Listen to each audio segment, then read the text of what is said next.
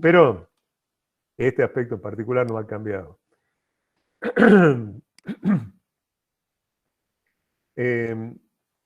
Acá, digamos, estamos haciendo un poco,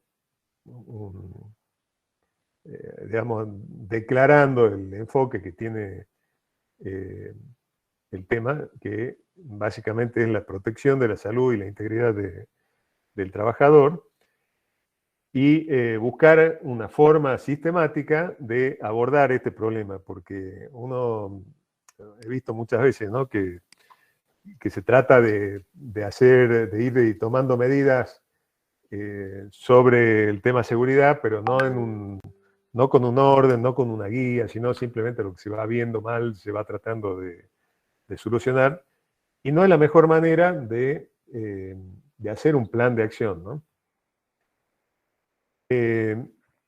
Acá, digamos, para hacer planes de acción en las distintas empresas, en los distintos niveles, se ha ido se han ido generando distintos métodos, distintos enfoques, ¿no? Y lo primero que se hicieron fueron sistemas de gestión que no tenían nada que ver con la conducta humana, sino más bien orientados al estado o a las situaciones de riesgo que podían presentar las instalaciones, las máquinas, digamos, a lo físico, ¿no? No a cómo se comporta la persona. Ahí surge lo que se llaman las auditorías de condición o las inspecciones que se solían hacer, incluso las siguen haciendo hoy en día, tanto los que se encargan de la seguridad en las empresas como las RT, donde se recorren las plantas sobre todo y se va buscando las cosas que pudieran ser peligrosas, y observando y tratando de resolver el problema, ¿no? Después empieza a surgir un enfoque más hacia el comportamiento de las personas, donde se comienza a poner de alguna manera el foco, no totalmente, porque se sigue basando mucho en la condición, pero en el acto inseguro. Se habla mucho de acto inseguro, de que las personas pueden cometer actos inseguros y que hay que capacitarla para que puedan trabajar sin cometer esos actos inseguros, o sea, como que vayan acostumbrándose o aprendiendo a trabajar de una manera más segura. Esto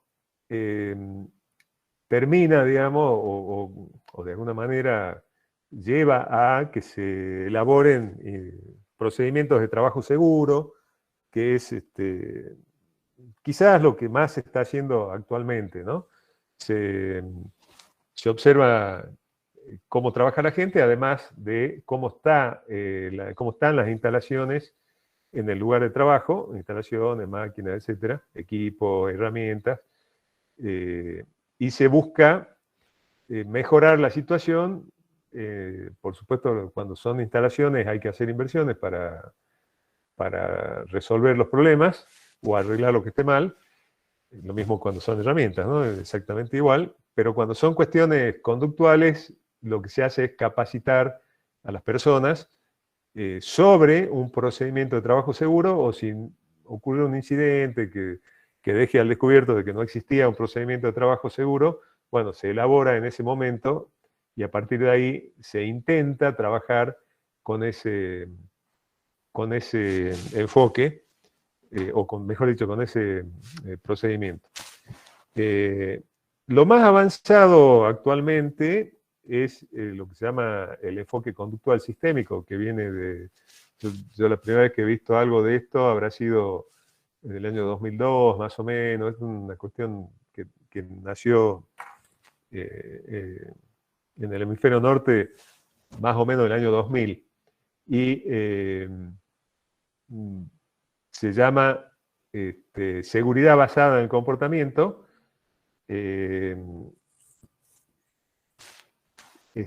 Y la seguridad basada en el comportamiento busca, además de todo lo anterior, que no se abandona nada de lo anterior, se sigue fijando, se siguen tratando de establecer sistemas de trabajo, revisando las condiciones de las instalaciones de las máquinas, todo eso se hace, pero también se establece una forma sistémica de hacer la observación de cómo trabaja la gente.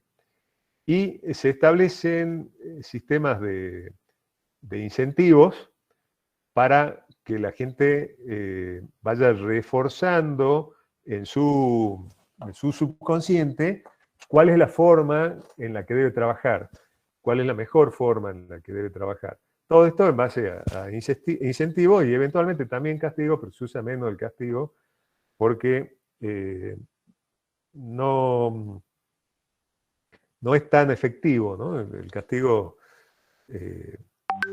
genera muchas veces resentimiento en la persona, piensa que se la está persiguiendo por otras razones, entonces no resulta tan efectivo como premiar al que sí hace las cosas bien y que cada vez que las cosas se hacen bien hay por lo menos una felicitación y eso lleva a que la gente desarrolle lo que busca este enfoque, que es el hábito de trabajo seguro, el hábito de hacer las cosas con seguridad. Y algo muy novedoso que está en desarrollo en estos momentos es lo que se llama el enfoque relacional, que es la seguridad basada en relaciones y busca promover la buena relación entre los trabajadores, por lo menos de una determinada área, que se sabe que eso tiene influencia por distintas razones en la seguridad, ¿no? La gente que trabaja enojada con otra persona en su lugar de trabajo, va a prestar menos atención a las cuestiones de seguridad, no le va a importar si el otro está haciendo un acto inseguro, porque lo que está esperando es que se accidente, para que se jorobe, porque bueno, una persona que no me gusta, que no la quiero. Entonces se busca mejorar ese clima de trabajo y promover que las personas cuiden de los otros. Entonces, que haya como una cooperación en el aspecto de seguridad. Bueno, esto es simplemente introductorio, cada uno de estos temas puede ser todo un curso, especialmente este del enfoque conductual, o sea, la seguridad basada en el comportamiento, ¿no? Pero lo que nos interesa ahora es la evaluación de riesgos, que digamos, es una forma de básicamente jerarquizar los riesgos y proponernos un plan de acción para irlos eliminando, ya sea resolviendo un problema que puedan tener las instalaciones, las máquinas, los equipos, las herramientas, ya sea estableciendo un método de trabajo, ya sea actuando sobre el comportamiento de las personas y tratando de que adopten hábitos seguros, ¿no? Pero fundamentalmente lo primero que hay que hacer es tener claro cuáles son las cosas que generan peligro y después evaluar qué tan probable es que ocurra y qué consecuencias puede dejar esto, si esto ocurre, digamos, ¿no? Entonces, para ponerse a pensar en cada lugar de trabajo, en cada operación, qué es lo que podría salir mal, qué es lo que se podría hacer mal, qué es lo que podría fallar, que eso nos va a dar una idea de cuáles son los peligros que existen. Es muy difícil hacer una identificación exhaustiva de absolutamente todos los peligros que existen en un lugar de trabajo, pero este es un trabajo que digamos, la evaluación de riesgos, ¿no? Es un trabajo, una tarea que se debe hacer repetitiva, o sea, se debe repasar cada tanto. No digo estar haciendo esto sistemáticamente todo el tiempo, sistemáticamente se hace una vez al año, 2 veces al año, 3 veces al año, dependiendo de la dinámica de cambio que puedan tener los lugares de trabajo, las tareas, la movilidad de las personas y todo eso. Pero bueno, la identificación de peligros también la van haciendo los mismos trabajadores y hay que tener alguna forma de registro para que ellos reporten lo que están viendo, ¿no? Bueno, entonces lo primero es identificar lo que puede pasar, lo segundo es evaluar qué consecuencias puede tener eso si ocurre, y lo tercero es evaluar qué tan probable es que ocurra esa situación, ese hecho. Hay un señor, William Fine, que propone un método de evaluación que hoy hay miles de variantes, pero la base de lo que se hace es lo que propuso este hombre. Y para ello hay que definir algunas cosas para que hablemos un idioma que todos entendamos, ¿no? En primer lugar, ¿qué es un evento? Es un acontecimiento no deseado que interrumpe el proceso normal y ordenado, que puede llegar o no a producir lesiones a personas o daños materiales.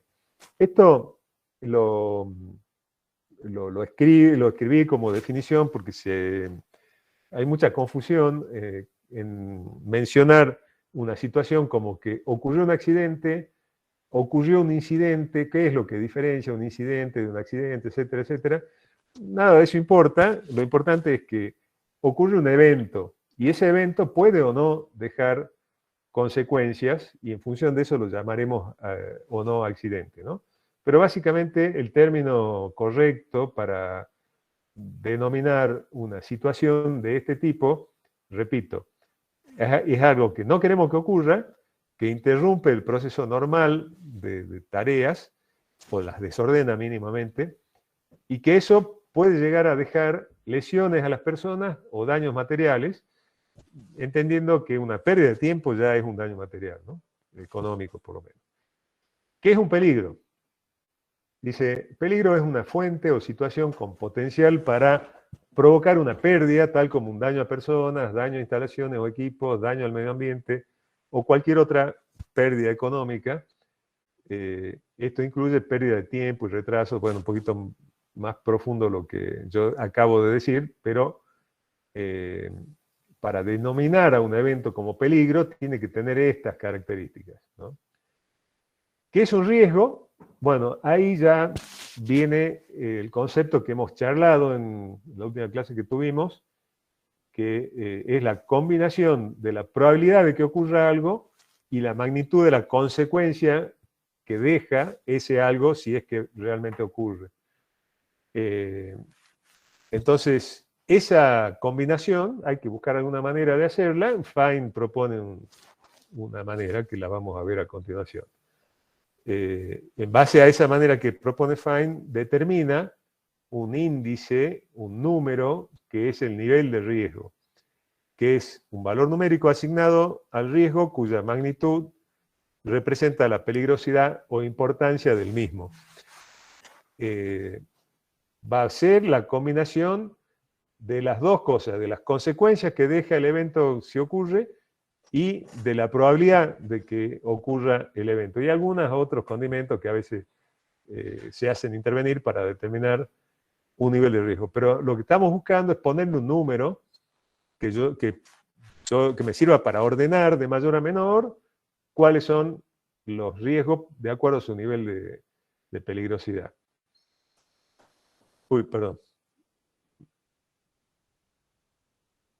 Grado, dice, que es el resultado final de la evaluación. El grado puede ser significativo cuando el riesgo no puede ignorarse y debe establecerse alguna medida para su control o disminución, y no significativo en otro caso. O sea, después de que uno hace la identificación del peligro, establece la consecuencia y determina la probabilidad, puede ser de que el nivel de riesgo calculado sea insignificante, porque imagínense que podemos nosotros estar evaluando riesgos y nos ponemos muy exagerados, muy previsores de todo lo que puede pasar, hasta de lo que no puede pasar. Entonces decimos, bueno, a ver, ¿qué pasa si cae un meteorito y le pega en la cabeza a uno de los trabajadores?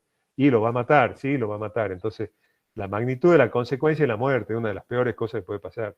Y si hay muchos trabajadores y los mata a todos, bueno, una muerte múltiple. Eso es lo peor de lo peor. Entonces, mientras se charla esta parte de la cosa, se va pensando que va a tener un nivel de riesgo altísimo, pero la verdad sabemos que estas cosas no pasan prácticamente nunca. Entonces, cuando establecemos la probabilidad de que eso ocurra, nos va a dar un nivel de riesgo y vamos a comparar ese nivel de riesgo con un nivel de corte. Todo lo que esté debajo de ese nivel de corte le vamos a dar grado no significativo y todo lo que esté por encima va a ser significativo. Significativo es un riesgo que tenemos que atender, que tenemos que hacer algo para evitarlo.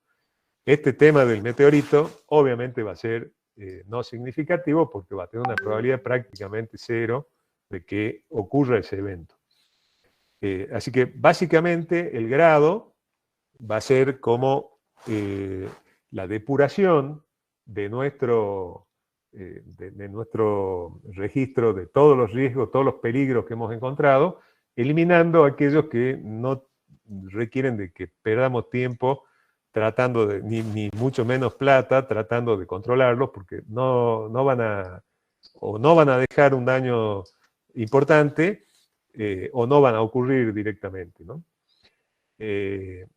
Después está el concepto de probabilidad, que ustedes ya lo conocen, que es la medida de la facilidad con que puede llegar a ocurrir algún suceso que sabemos que es aleatorio. O sea, es aleatorio justamente porque puede o no ocurrir con determinada distribución de probabilidades. De esto ya ustedes saben, así que no me detengo más en eso. La severidad es justamente la medida, alguna medida que tratemos de objetivizar respecto a la consecuencia de la ocurrencia del evento peligroso. Yo recién decía, una muerte va a tener una severidad alta, una muerte múltiple mucho más alta. El rasguño de una pared donde se arruinó un poquito la pintura va a tener una severidad bajísima. Es también algo que de alguna manera uno tiene que poner en valor numérico. Y después está la extensión. Esto no está en el método original de Fine, pero bueno, se usa mucho. Yo siempre lo pongo en las evaluaciones de riesgo, que es la medida de la cantidad de individuos o unidades a la que alcanza el evento peligroso, ¿no? Sigamos para adelante. Bueno, ¿cómo se hace la identificación de peligro? Lo primero es identificar de manera sistemática las actividades que se realizan en un lugar de trabajo. Entonces, por ejemplo, ustedes van a una industria como son las industrias tabacaleras. Entonces, decimos, bueno, acá, ¿qué actividad se realiza? Bueno, acá se bajan los faros de tabaco del acoplado del productor y se los posiciona en la cinta transportadora que lo va a llevar al interior de la planta. Bueno, esa sería la actividad general, esa sería prácticamente la definición de ese lugar de trabajo. Pero ¿cuáles son las actividades? Bueno, la persona sube al acoplado, levanta un fardo, lo suelta sobre la cinta. Hay una serie de movimientos de la persona donde uno podría empezar a pensar, bueno, ¿qué puede pasar en este caso? Y de ahí vendría la identificación del peligro. Se puede caer del acoplado, se puede lesionar la espalda levantando un peso muy alto, etcétera, etcétera. Uno va analizando cada vez con más detalle la situación. Para poder hacer esto, uno tiene que agarrar, digamos, toda la empresa y clasificarla por procesos. Yo mencioné uno de ellos, que es, digamos, la descarga o el ingreso, en el caso de esa industria, del tabaco a la planta. Pero después de ese proceso viene la clasificación para la compra, viene la clasificación interna, viene la distribución por calidad en las estivas, viene el transporte hasta la estiva, después viene el ingreso de ese tabaco al proceso, en el proceso vienen primero la alimentación de la apertura del fardo y la alimentación a la línea de producción. Después viene un corte de puntas de la hoja, después viene una limpieza de la hoja, después viene un primer acondicionamiento de humedad, después viene el despalillado, después viene el acondicionamiento final de la humedad, etcétera, etcétera. Todo eso, cada uno de los ítems que yo he nombrado son procesos. Y en cada proceso hay que hacer lo que dice el primer punto, la identificación minuciosa de cada una de las actividades que se hace en ese proceso. Y se va determinando cuáles son los peligros que existen en cada una de esas subactividades. Y hay que registrarlo de manera ordenada. Normalmente uno utiliza una tabla de Excel, le va poniendo algún código a cada proceso, un código a cada tarea dentro del proceso, un código a cada peligro dentro de esa tarea, y de esa manera se va registrando todo de manera ordenada. Acá hay un ejemplo en este caso es una planta de procesamiento de residuos patogénicos.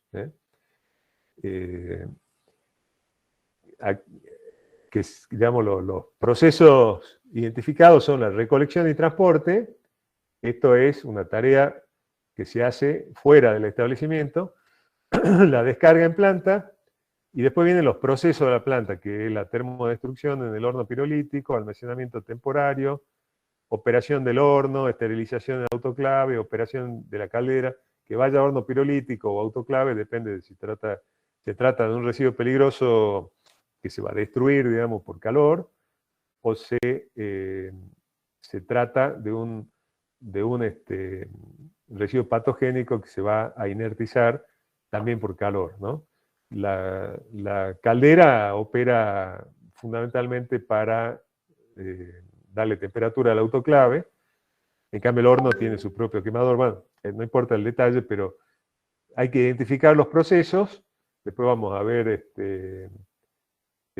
cómo se arma la planilla que les mencionaba con la evaluación ya del riesgo, ¿no? Bueno, después de lo anterior, que era el último punto, era la operación de la caldera, pero antes había dos cosas importantes: esterilización en autoclave o termodestrucción en horno pirolítico. Son como dos títulos. Después de eso, el residuo que queda, ya sea el patogénico inertizado o las cenizas de lo que se destruyó del horno pirolítico, se deben disponer en una trinchera de seguridad. Esto es un lugar en el vertedero que tiene que estar aislado del terreno, donde se va a hacer un enterramiento, pero que no permite, digamos, que se contamine el suelo, ¿no? Especialmente con las cenizas, porque digamos, lo que ha sido inertizado ya no tiene esa complicación. Después hay operaciones de planta de tratamiento de efluentes líquidos, que es un servicio dentro de la planta de tratamiento de residuos peligrosos, y el almacenamiento de documentos para destrucción, porque esa planta, no quiero decir el nombre, pero está acá en el Parque Industrial, calle 2, también recibe documentos para ser destruidos, principalmente de los organismos públicos, toda la documentación que ya ha superado el plazo máximo de guarda, digamos, porque los documentos se guardan durante 10 años en algunos casos, y después ya quedaron obsoletos y no se pueden guardar eternamente. Entonces hay que destruirlos, también se hace en el horno pirolítico. Después pero el almacenamiento previo tiene sus complicaciones, porque hay riesgo de incendio, por ejemplo, ahí. Después está el almacenamiento de insumos, también se caracteriza por el riesgo de incendio. Hay procesos de ciertos servicios auxiliares como el taller de los vehículos, el taller de mantenimiento, lavadero de vehículos que traen los residuos hasta la planta, y los procesos propios del edificio administrativo, donde también hay riesgos. Hay todo un capítulo de riesgos en las oficinas que requieren de muchas precauciones y condiciones. Voy a hacer un pequeño alto. Si quieren, nos tomamos 5 minutos de descanso.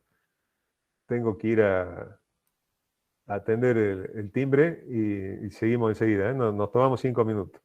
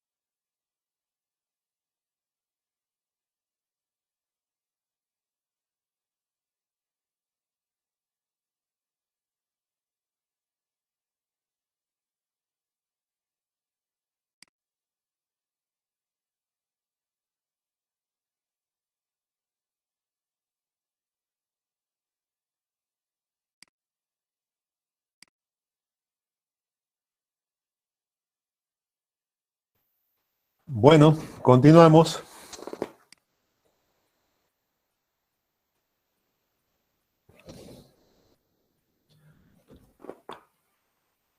Vamos a volver a la presentación.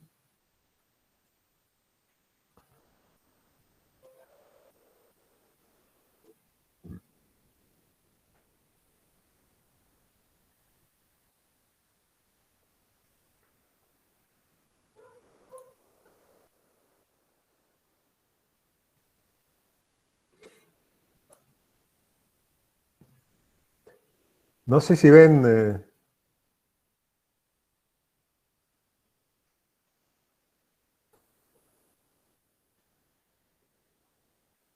¿están viendo la presentación?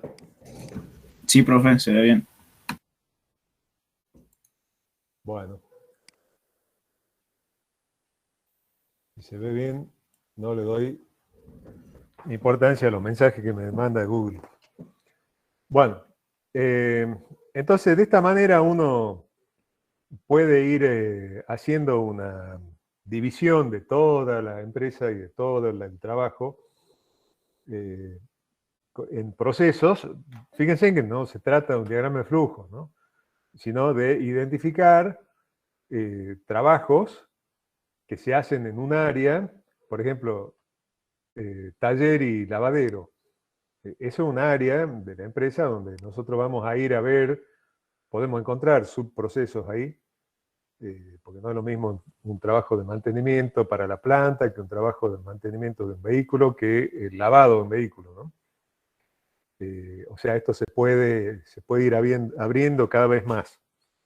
Pero no se trata de ayuda al diagrama de flujo del proceso, porque uno puede de alguna manera ir encadenando trabajos, pero hay que mirar con una visión más amplia todo lo que se hace en la empresa para que aparezcan cosas como lo que se hace dentro del edificio administrativo, donde también hay riesgo eléctrico, hay riesgo de incendio, hay riesgos que tienen que ver con la ergonómicos, digamos, y tienen que ver con las posturas de la gente que trabaja y que llevan por ahí enfermedades profesionales como síndrome del túnel carpiano o cosas por el estilo, ¿no?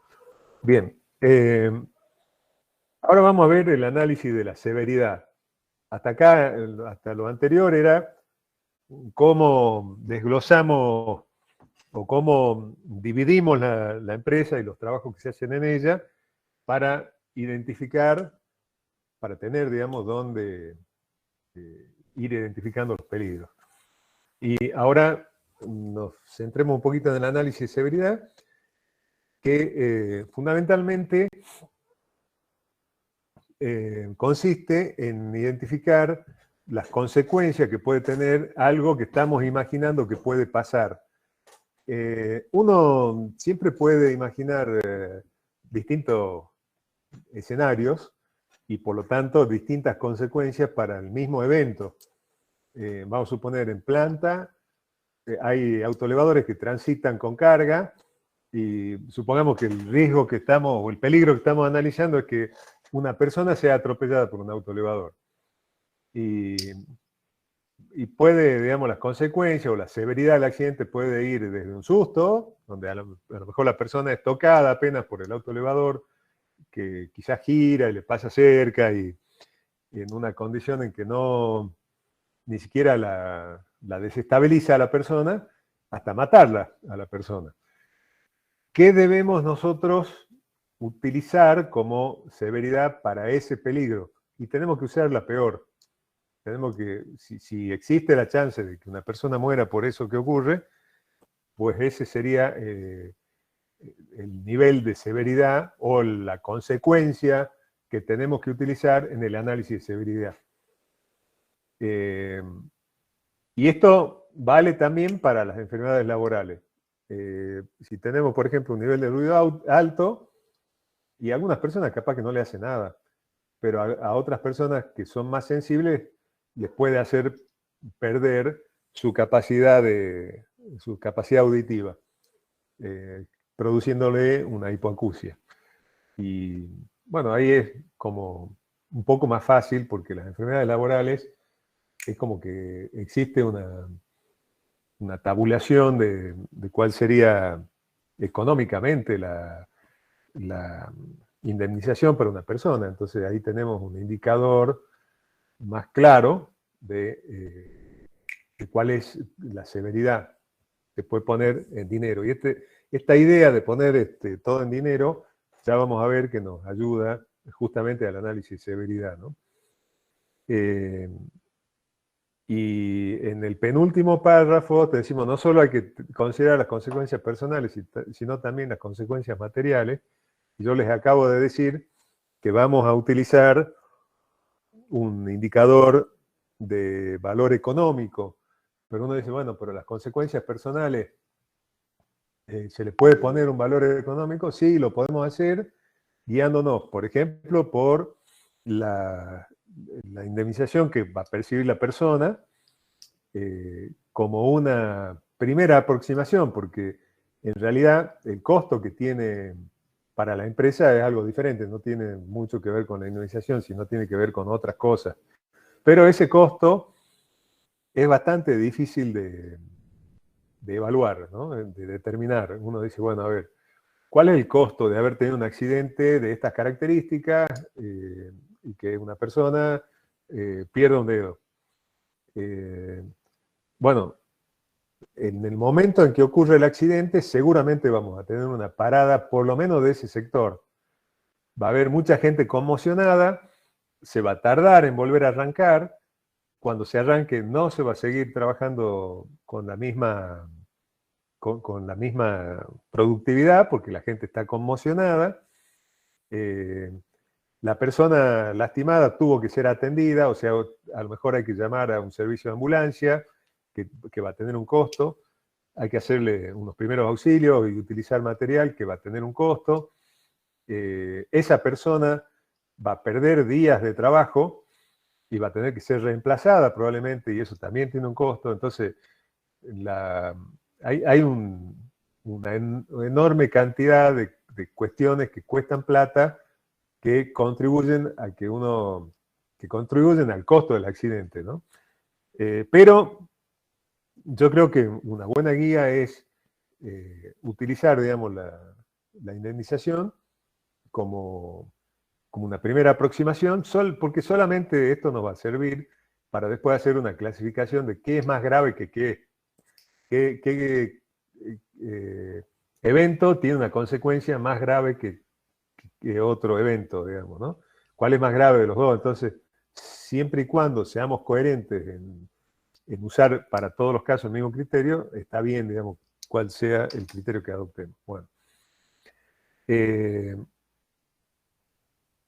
Y al final dice, en algunos casos se deben considerar las consecuencias ambientales. Esto lo escribí porque generalmente en la evaluación de riesgo que uno hace cuando se está tratando de elaborar un sistema integrado de gestión que integre medio ambiente y seguridad, además de alguna otra norma, la evaluación de riesgos se hace simultáneamente para los riesgos de accidentes y enfermedades profesionales, como para riesgos de accidentes ambientales, y también algunos impactos ambientales se pueden evaluar dentro de esta misma metodología. No es lo más común, pero lo escribí ahí porque esto lo he visto, me ha tocado hacerlo y les puede pasar también.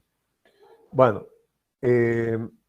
la tabla de severidad que yo utilicé alguna vez tiene esta pinta, digamos, se le pone una columna con la magnitud de la consecuencia, que ya ahora es un índice, un número, que simplemente sirve como ordinal, digamos, ¿no? Tiene más severidad aquel resultado de un evento que nos deje la magnitud con el número más alto. Entonces, obviamente el 0 se lo ponemos para cuando el evento no deja consecuencias o hay pérdida de muy poca cuantía. Acuérdense que también pueden ser roturas de paredes, cosas así, ¿no? o destrucción de elementos que no son personas, digamos, ¿no? De máquinas, de estructura, etc. Y por eso en esta línea de consecuencias materiales, más que nada se está pensando en eso. Acá, para no entrar en el detalle de cuánto vale la indemnización de cada lesión para poder tener una tabla única, porque de lo contrario tendríamos que ponernos a ver en el baremo el tipo que pierde un dedo, cuánto le pagarían de indemnización, si es de la mano derecha, si es de la mano izquierda. Acá, para simplificar, hemos discriminado entre las lesiones que son incapacitantes o las que no son incapacitantes. Y dentro de esas hay de mayor y menor gravedad. Entonces tenemos primero lesiones leves, no incapacitantes, después tenemos lesiones leves incapacitantes o lesiones moderadas no incapacitantes. La incapacidad puede ser temporal, ¿no? Lesiones moderadas incapacitantes, lesiones serias no incapacitantes, lesiones graves, pero no incapacitantes, uno se cura de esto, lesiones serias, incapacitantes. Después lesiones graves, deceso múltiple. Y aparejado a una tablita de rangos de valores económicos, que esto ya hoy está desactualizado, ¿no? O sea, cuando hablábamos de esto, una muerte salía más o menos de este orden, del orden de los 500.000 pesos. Hoy la indemnización está bastante por encima, entonces esto ya habría que, para los daños materiales, habría que actualizarlo, ¿no? Bueno, pero lo importante es que uno con una tablita como esta puede ir considerando a ver qué tipo de lesiones o qué tipo de daño puede causar un evento y sacar un valor para la severidad, que es un índice que es arbitrario, pero que sirve a los fines de clasificar qué cosas son peores que otras. En el análisis de la extensión, vamos a centrarnos en cuántas personas pueden ser alcanzadas por el evento. Lo mismo con respecto a los equipos e instalaciones, alguna explosión, supongamos, de una caldera, quizá no, va a dañar la caldera, va a dañar prácticamente todo lo que esté en la sala de caldera, pero una explosión de un cilindro de gas licuado, que a lo mejor se utiliza para carga de combustible de los autoelevadores, quizás dañe mucho más que eso, o sea, involucre a casi toda la planta e incluso a vecinos, ¿no? O sea, no solamente pensar el tema de la extensión como número de personas alcanzadas, sino también como espacio físico y instalaciones o equipos dentro de ese espacio físico que han sido alcanzadas por este evento. Y esto se agrava cuando las personas no son de la empresa o las propiedades dañadas no son de la empresa. Esto es para tener en cuenta el hecho de que, digamos, en primer lugar, si una actividad de la empresa provoca un accidente que lastima a alguno de los trabajadores de la empresa, para empezar, tenemos un sistema de cobertura para darle atención y eventualmente una indemnización al trabajador que sufrió, digamos, el accidente, en primer lugar. Y en segundo lugar, las personas que trabajan para la empresa saben, porque han sido capacitadas por nosotros, porque lo obliga la ley, cuáles son los riesgos que corren haciendo su trabajo.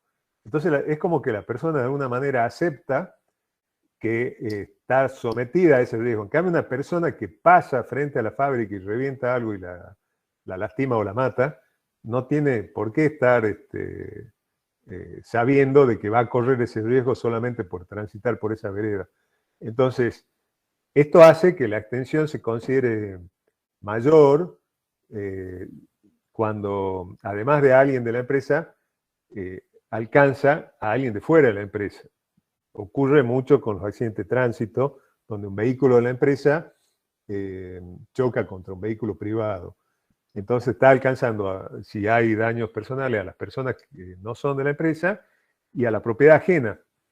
Aunque el camión de la empresa no le haya pasado nada, al conductor que es de la empresa tampoco, pero se lastimó a lo mejor una de las personas que iba en el otro auto. Y además le dañamos el auto, porque el camión de la empresa tiene un paragolpe así de grande y duro y no le ha hecho nada. En cambio, el pobre autito del pobre tipo que cruzaba por ahí lo ha destruido. Entonces, eso se considera mucho más grave por la cuestión, digamos, de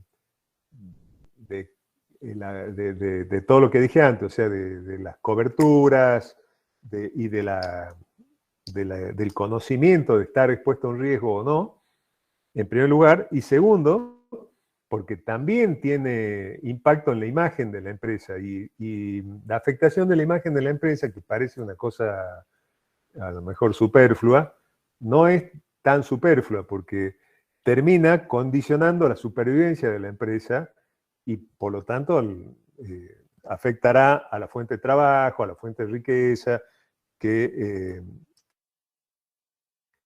tanto, además de que sean valores también para los dueños de la empresa, ¿no? Entonces, cuando la cuestión, el evento, se sale en su afectación de los límites de la empresa, su personal, sus instalaciones, sus equipos, y afecta a algo fuera de la empresa, ya la extensión tiene que crecer porque es algo que se considera mucho más grave. Entonces acá viene la tablita para ponerle un valor a la extensión con el mismo criterio que hemos hecho recién para, digamos, las consecuencias. Y acá hay dos columnas, una de extensión respecto al alcance a personas y el alcance a bienes. Ojo que puede ser que no alcance a personas, pero alcanza a algo por acá, digamos, ¿no? Y también deberíamos colocarle el 3 como indicador de la extensión. O sea, esto se lee de esa manera, no es que deba coincidir. Entonces, en cuanto alcance a personas, 0 si no alcanza a personas, 1 si alcanza a una persona de la organización, 2 si alcanza a varias personas de la organización, 3 si alcanza a una persona ajena a la organización, 4 si alcanza a varias personas ajenas a la organización. Cuando estamos en el nivel 3 o 4, puede haber o no gente de la organización involucrada, pero se les pone lo mismo el 3 o el 4 según haya uno o varios de fuera de la organización afectados, ¿no? Y con los bienes, algo parecido, alcanza partes pequeñas, instalaciones, equipos, otros objetos. ¿Se acuerdan que en la severidad yo ponía menor de 500 pesos, creo que había puesto? También acá estamos hablando de partes pequeñas, un área pequeña con daños pequeños. Alcanza a partes de instalaciones, a todo un equipo o un objeto de la empresa. Por ejemplo, dentro de la sala de máquinas, reventó un compresor. No dañó nada más que el compresor. Es relativamente limitado. Hay otros equipos quizás más caros, ahí, bueno.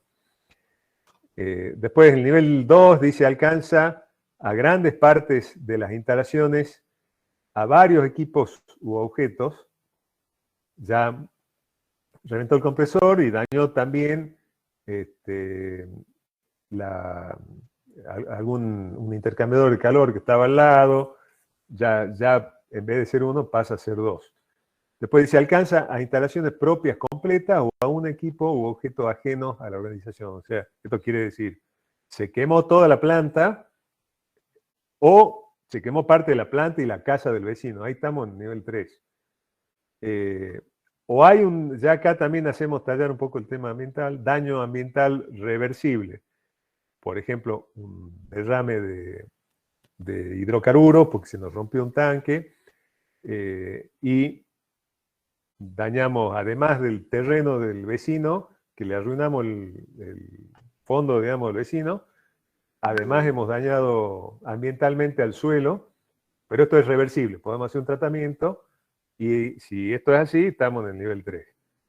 Y el nivel 4 se alcanza muchos bienes ajenos a la organización o produce un daño ambiental irreversible, esto ya es un accidente con consecuencias mayores que también está tratado en la legislación como cuando hay este riesgo que pasen estas cosas, ¿no? Bueno, ya sea por cualquiera de las dos columnas, que lleguemos a un determinado nivel de extensión, no importa lo que diga la otra, si es un nivel inferior, vamos a poner ese nivel. O sea, si fueron alcanzadas varias personas de la organización, pero alcanza aparte, solamente aparte de una instalación, a un solo equipo, no le ponemos uno, le ponemos dos. Bien. Uy, qué mal escrito que está probabilidad. Esto, bueno, después lo corrijo.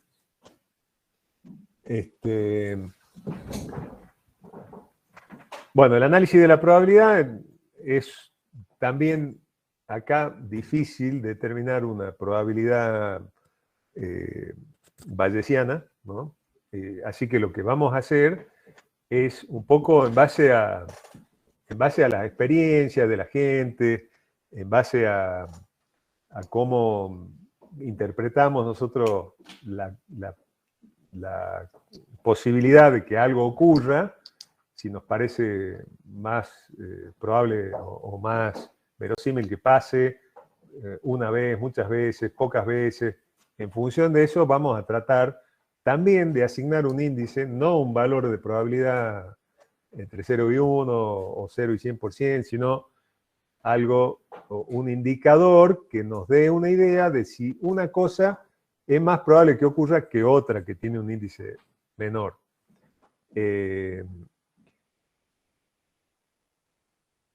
Y acá vamos a usar una tabla como esta. No siempre son de 0 a 10, ¿no? Yo prefiero que sea de 0 a 10 porque, bueno, un poco la deformación de haber estudiado estadística a uno lo lleva por ahí a moverse así, pero he visto tablas que van de 0 a 7, de 0 a 4, he visto un poco de todo. Pero para tener una idea, si barramos un poquito los valores de la tabla, la probabilidad es 0 cuando es imposible que ocurra, 1 cuando se espera que ocurra una vez cada 2 años, lo que estamos previendo que pueda pasar, 2 cuando va a ser una vez al año, 3 menos de 4 veces al año, pero más de una obviamente, 4 cuando va entre 4 y 12 veces al año, o sea, una por trimestre o una vez al mes, nos está pasando eso que no queremos. Bueno, y así va subiendo, 5 de 13, entre 13 y 24, 6 entre 25 y 52, 7 entre 53 veces al año y 3 veces por semana. Uy, me pasé.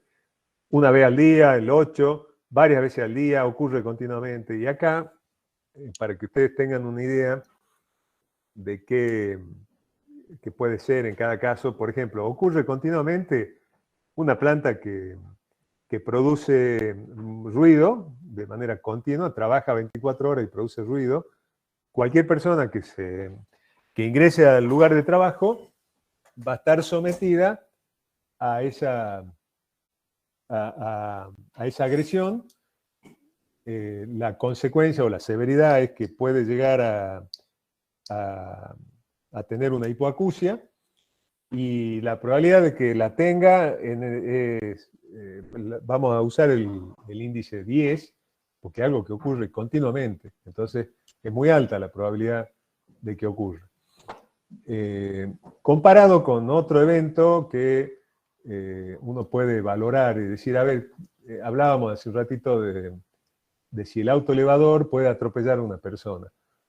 Y nos ponemos a analizar entre varios que conocemos el trabajo, el autoelevadorista, gente de la planta, un jefe, ustedes, se ponen a conversar y dicen, che, pero ¿qué tan probable es de que haya un accidente de este tipo? No, bueno, sí, siempre, si viene distraída la persona, el autoelevadorista, bueno, pero mirá que tiene alarma de retroceso, tiene luces. Sí, bueno, pero a veces no se ven porque a veces la gente está concentrada en otra cosa, bla, bla, bla.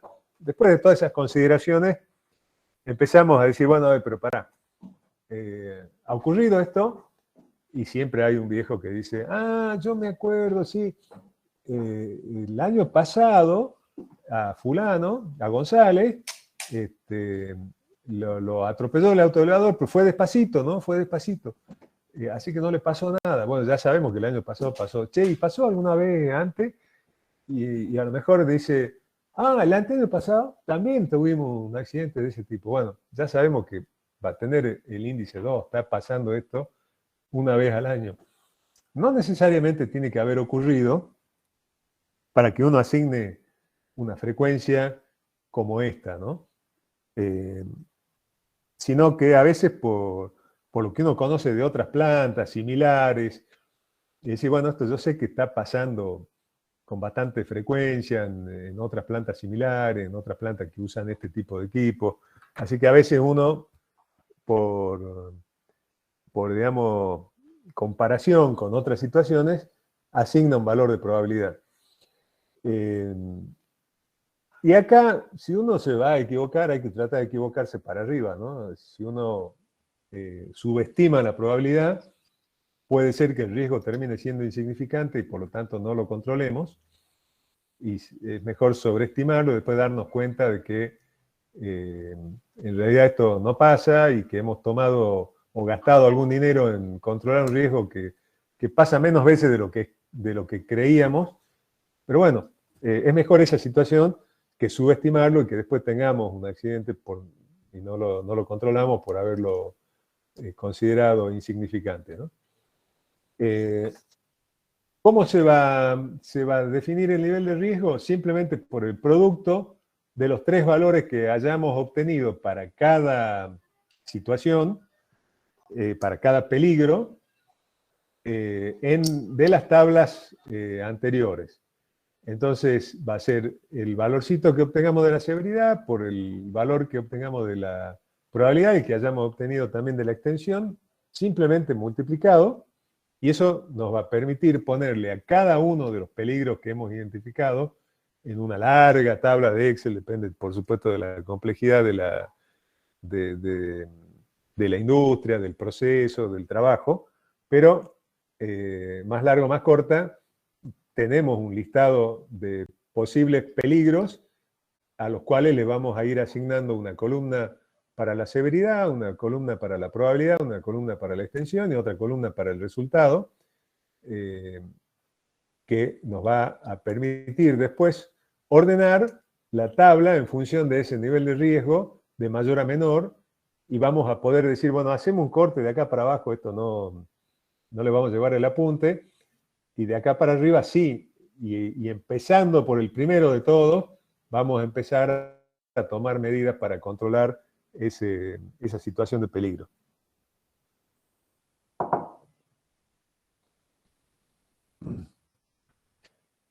Bueno, la valoración que había dicho al principio que iba a dividir nuestra tabla ya ordenada y valorizada de riesgos, ya no sería de peligro, porque ya al tener todos los valores es una tabla de riesgos. La valorización es simplemente, como dije recién, establecer un nivel de corte y tomamos la decisión. Bueno, acá hay algunas situaciones de riesgo que de alguna manera llevan a pensar en el concepto de decir, bueno, a ver, estábamos trabajando de esta manera, o sea, el tipo haciendo equilibrio en el tercer piso, sin un arnés, sin un casco, sin nada, digamos, sin una red protectora. Acá, digamos, la severidad, y bueno, va a estar en un valor alto, acá se puede matar. La muerte de una persona de la organización sería el nivel de severidad. La probabilidad de que eso pase, acá nos podemos ayudar un poco por las estadísticas de la Superintendencia de Riesgo de Trabajo, en cuanto a muertes por caídas, digamos, o frecuencia de muertes por caída en una situación como esta, en empresas constructoras, o simplemente podemos decir, bueno, a ver, si trabajamos de esta forma y tenemos 4 o 5 obras simultáneamente en nuestra empresa, y tenemos, no sé, a lo mejor 300 personas trabajando y 75 hacen este trabajo, y vamos a tener una caída mensual, diría yo, fácilmente, pero fácilmente. Entonces eso nos va a llevar a un nivel de probabilidad. Y en cuanto a la extensión, decimos, bueno, esto le puede pasar a varios a la vez, y sí, si están trabajando como en esta otra foto, acá se pueden caer 2 o 3 tipos, pero con toda tranquilidad. Así que tenemos que tomar alguna medida para que no trabajen así al borde. Tenemos que decir, bueno, acá hay que poner algún sistema de anclaje para que este hombre trabaje con un arnés, si es posible una baranda. Lo mismo acá es mejor trabajar con un andamio que con estas tablitas, y las personas bien protegidas. Bueno, la mayoría son de la construcción, pero ve cosas, digamos, como esta, ¿no? Una escalera improvisada con palo, atada con alambre. Acá, esto es una invitación a que uno de estos escalones se afloje y la persona se caiga. Conexiones totalmente inseguras como esta, que pueden llevar a que la persona que está intentando meter o sacar el cablecito de ahí se electrocute. Bueno, botines de seguridad con uñero de acero, digo yo acá, ¿no? El hombre trabajando en la máquina sin el cinturón de seguridad, condiciones climáticas adversas en lugares como este. Bueno, acá hay instalaciones, así como mostramos lo malo, también ya cuando uno empieza a controlar los riesgos, empieza a caer en cosas como esta, en hacer tableros normalizados, con disyuntores que protejan a las personas. El próximo tema que vamos a ver va a ser seguramente el riesgo eléctrico, y vamos a hablar un poco de esto, pero acá ya hemos tomado medidas para controlar algunos riesgos. Acá hay un campamento minero en la Puna, con por lo menos aprovechando una instalación muy antigua, que era para otra cosa, pero con una instalación eléctrica bien hecha, con extintores, con señalización, para evitar justamente el riesgo, ¿no? Pero en el mismo campamento también vemos situaciones como hace mucho frío, como se dice, utilizando estufas eléctricas en una instalación que no tiene la capacidad suficiente, y por lo tanto esto se va a recalentar y hay un riesgo de incendio ahí, o tableros que quedaron, probablemente lo hayan hecho en el momento que hicieron una obra y esto quedó y se usa así. Bueno, fíjense en esta zapatilla con decenas de conexiones, entre ellas la estufa eléctrica.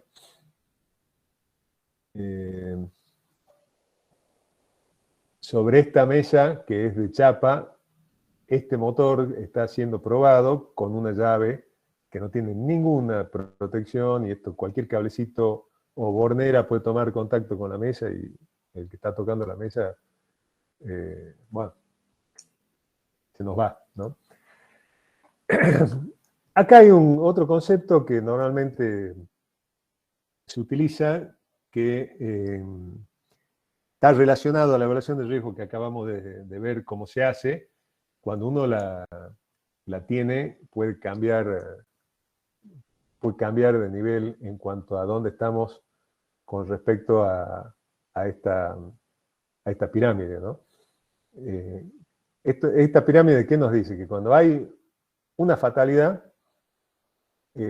antes hubo al menos 10 lesionados, y antes hubo al menos 300 situaciones que no hubo lesiones ni fatalidades, de pura suerte, ¿no? Eso se llaman near misses, o sea, estuvimos a punto de perder algo, ¿no? De tener un accidente, y no pasó porque Dios no quiso, digamos, ¿no? Básicamente.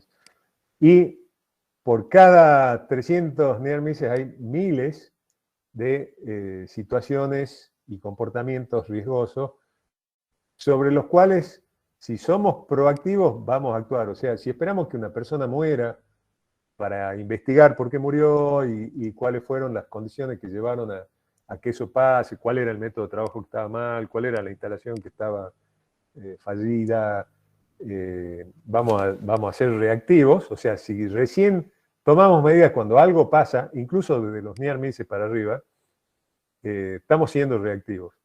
En cambio, si nos imaginamos los peligros y los evaluamos antes de que nada pase y tomamos una medida de control de ese riesgo, una vez que ya lo tenemos evaluado y sabemos que tiene su importancia, entonces vamos a ser proactivos. Y lo que normalmente se trata de hacer, se trata de ser proactivo, se trata de cortar esta pirámide así. O sea, si achicamos la base de estos miles de comportamientos riesgosos, eliminamos algunos, los peores de todos, vamos a tener bastante menos. En vez de 300 near misses, capaz que tenemos 200.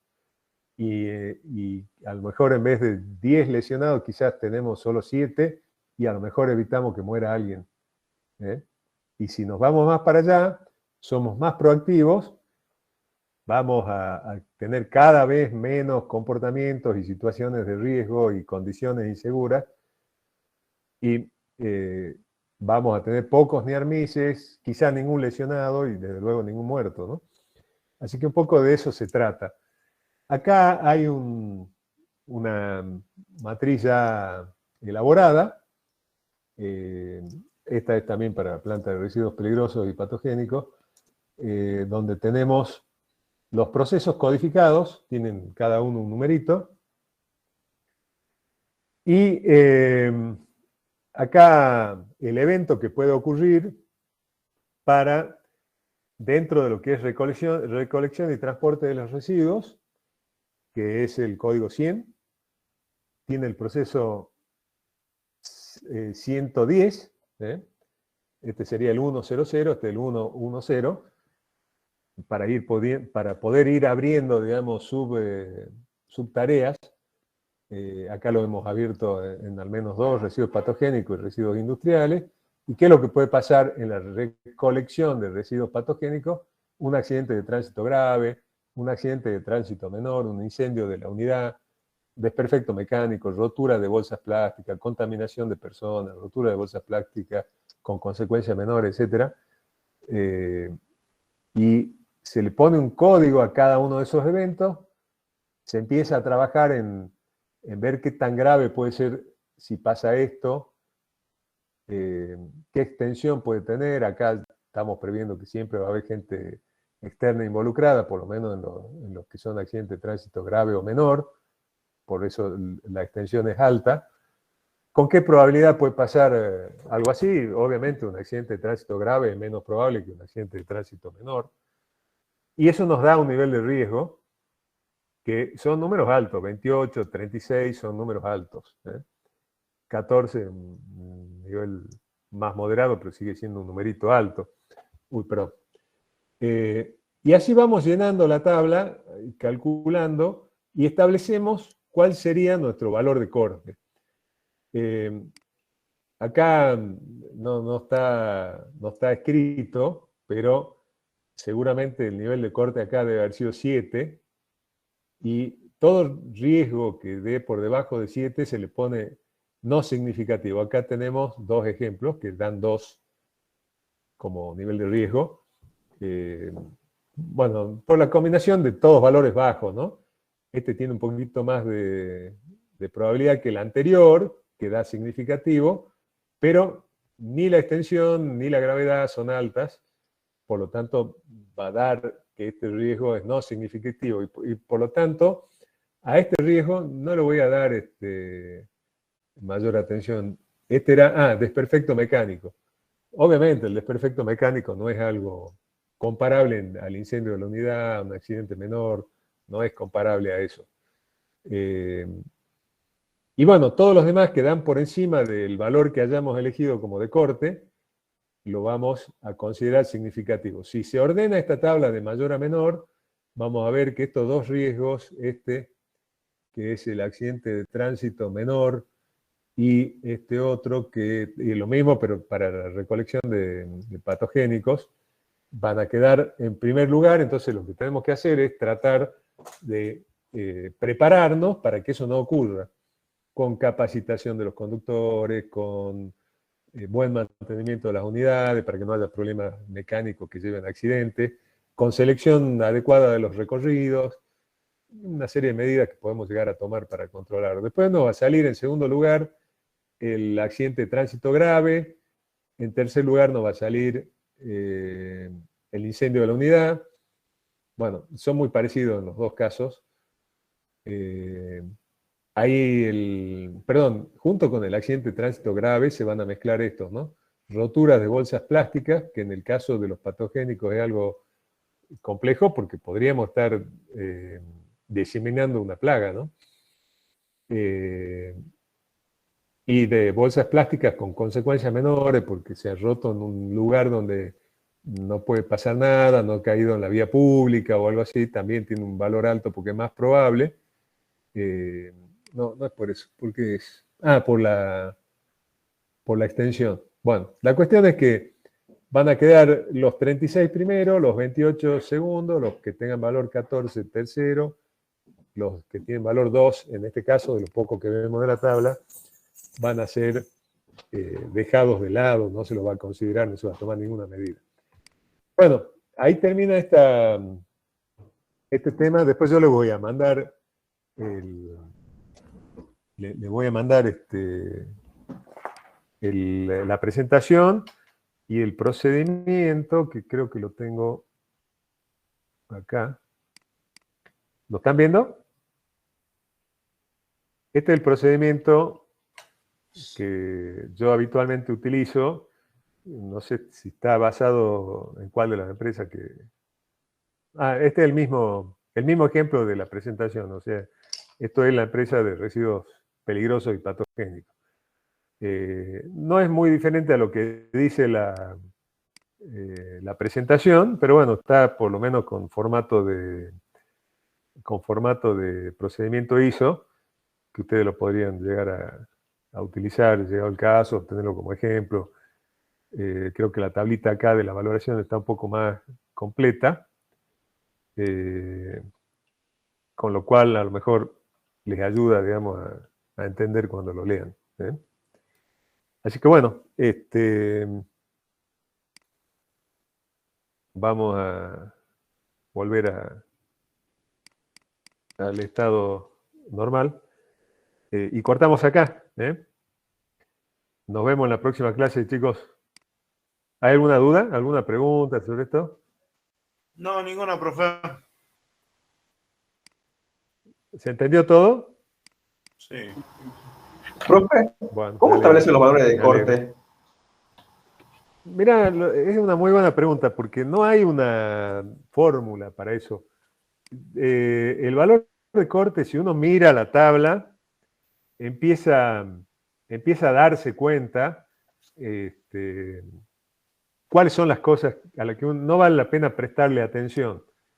Uno se va dando cuenta de que hay un cierto valor del nivel de riesgo para abajo, que todas esas cosas que uno lee, uno dice, pero ¿para qué voy a controlar esto? A ver, que un tipo se corte el dedo con una hoja en la oficina, pasa. Sí, pasa, pero eso es nada, digamos. Seguramente que eso lo hemos puesto como un peligro y le hemos hecho la evaluación y nos ha dado un valor. Bueno, los valores en torno a ese nivel que nos dio esa cosa que nos parece re insignificante son las que nosotros, ese valor, digamos, y de ahí para abajo es lo que no vamos a considerar. Uno puede poner un valor de corte un poco alto, pero eso no es tan grave porque lo que vamos a hacer a partir de tener todos los riesgos ya valorados es un plan de acción donde vamos a ir atacando de los más graves a los menos graves. Entonces, lo que uno debería hacer es, ya controlé el más grave, hago ingresar uno que esté por debajo del nivel de corte, bajo el piso. Controlo arriba y bajo el piso, controlo arriba y bajo el piso, y de esa forma uno termina ocupándose, si ha hecho bien los deberes, si ha puesto el dinero que era necesario y hemos trabajado bien, uno debería llegar a un punto en el cual se esté preocupando por nimiedades que ya parezcan casi una exageración. Eso quiere decir que ya hemos controlado todo lo grave, todo lo serio, todo lo importante. Así que no es tan crítico establecer finamente un nivel de corte. Se hace a ojímetro en la primera evaluación y se va corriendo para abajo en las evaluaciones sucesivas, ¿no? Así es más o menos la cosa. Una cosa que me olvidé de decir que es muy importante es que la evaluación de las consecuencias de un evento se hacen considerando que no se ha tomado ninguna medida. Entonces, uno puede hacer la evaluación en dos momentos. Cuando en el primer momento que uno hace la evaluación, dice, bueno, el tipo que estaba trabajando ahí arriba de la viga no tiene cinturón de seguridad, no tiene casco, no tiene nada. El tipo que va a ser atropellado por el auto de elevador tampoco tiene ninguna medida de protección. No hay señalización, no hay nada. Cuando uno ya toma las medidas de control y sabe que todos trabajan con el arnés, todos trabajan con el zapato de seguridad, todo está señalizado, uno puede volver a evaluar y ver si ha mejorado nuestro nivel de riesgo. Seguramente si hemos tomado todas esas medidas significativamente, van a ser dos cosas. Por un lado, la probabilidad que ya señalizando uno baja la probabilidad de que ocurra el accidente, y por otro lado la severidad, porque si la persona anda con un casco, si la persona anda con un zapato de seguridad, si la persona trabaja con un arnés cuando está trabajando en altura, o usa protectores auditivos cuando está en el lugar con ruido, la severidad del daño está expuesto a lo mismo, pero la severidad va a ser más baja.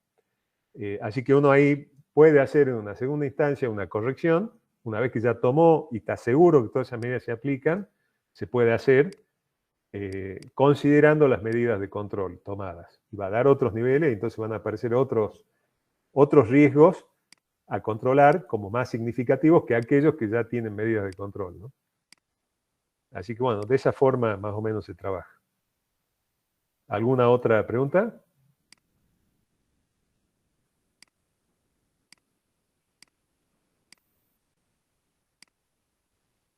¿Nos despedimos acá? ¿Sí?